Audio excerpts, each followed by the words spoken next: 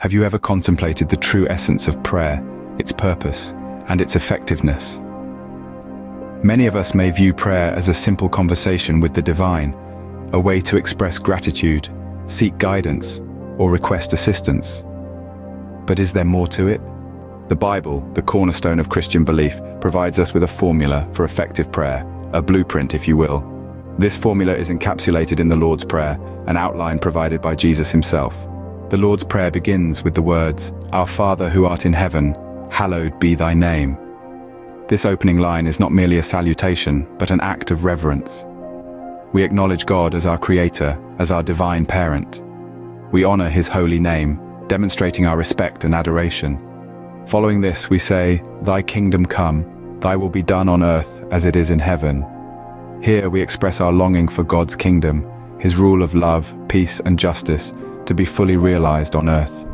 We submit ourselves to his will, aligning our desires with his. The prayer continues, "Give us this day our daily bread." Bread, in this context, symbolizes all our physical needs.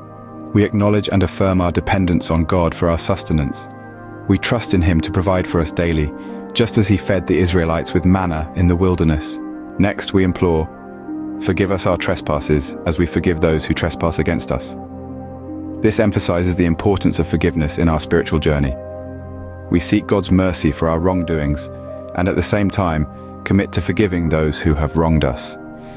This act of mutual forgiveness mirrors the teachings of Jesus in Mark 11:25. The prayer then petitions, "Lead us not into temptation, but deliver us from evil." We recognize our propensity to sin and our need for divine guidance and protection. We ask God to steer us away from temptation and shield us from harm. Finally, we conclude with the words, "For thine is the kingdom, and the power, and the glory, forever and ever. Amen." This is an act of praise, an affirmation of God's eternal sovereignty, might, and majesty. We surrender ourselves to him, trusting in his infinite wisdom and power. In summary, the formula for effective prayer, as outlined in the Lord's Prayer, requires reverence for God, submission to his will, trust in his provision, forgiveness of others, avoidance of temptation, and acknowledgement of his eternal glory. By understanding and applying this formula, by asking in faith, believing in God's promises, and receiving his provisions with gratitude, we unlock the master key to prayer. After all, with God, nothing is impossible. So remember these key points. Incorporate them into your prayer life and experience their transformative power.